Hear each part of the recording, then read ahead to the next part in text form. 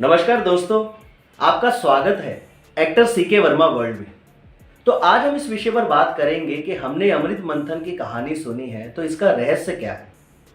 देखो दोस्तों, मरने का डर हर जीव जंतु को होता है, लेकिन देवताओं के पास एक ऐसी चीज है जिससे वे मरते नहीं, यानी कि वे अमर रहते हैं। तो ये वेदों से पुराणों तक कॉन्सेप्ट बहुत ही इंपॉर्टेंस पाता है।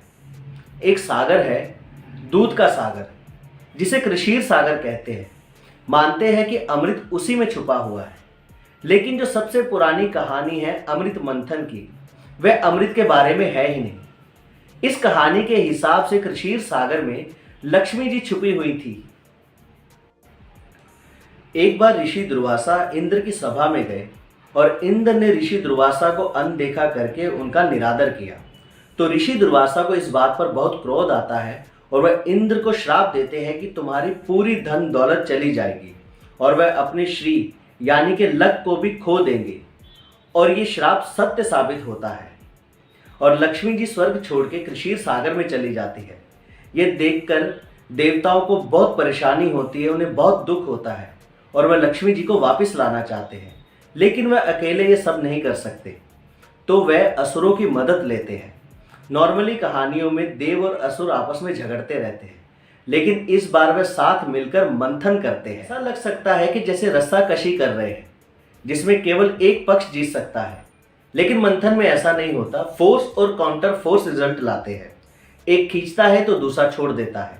मंथन में चर्निंग होता है, यानी कि जैसे दूध से मक्खन निकलता है, इसी प्रकार लक्ष्मी और अमृत भी निकल सकता है। लेकिन अगर बहस करेंगे तो कुछ नहीं मिलेगा। उसी प्रकार जैसे दो देश आपस में बहस करते हैं तो मक्खन नहीं निकलेगा, यानी कि लक्ष्मी नहीं आएगी। ये एक फिलॉसफी है। मंथन से कई चीजें और प्राणी निकले जिनका अपना अपना महत्व है। जैसे हमने सुना है कि पुरुषार्थ में धर्म, अर्थ और काम होते हैं। धर्म के चिन्ह है हाथी और घोड़ा, अर्थ के चिन्ह है परिजात का पेड़, कामधेनु गाय और चिंतामणि। काम के चिन्ह है रोमांटिक, मूनलाइट, अप्सराएं और बारूनी। तो मंथन में से ये सारी चीजें निकली जो सांसारिक जीवन और गृहस्थी के लिए चाहिए। इसलिए अमृत मंथन का उच्चारण शादियों में होता है, ताकि घर में धर्म, अर्थ और काम रहे। अमृत मंथन में मोक्ष की बात नहीं होती, वह संन्यास के बारे में है। और ये चिन्ह गृहस्थ जीवन के बारे में है, जो देवों और असुरों के तालमेल से आता है।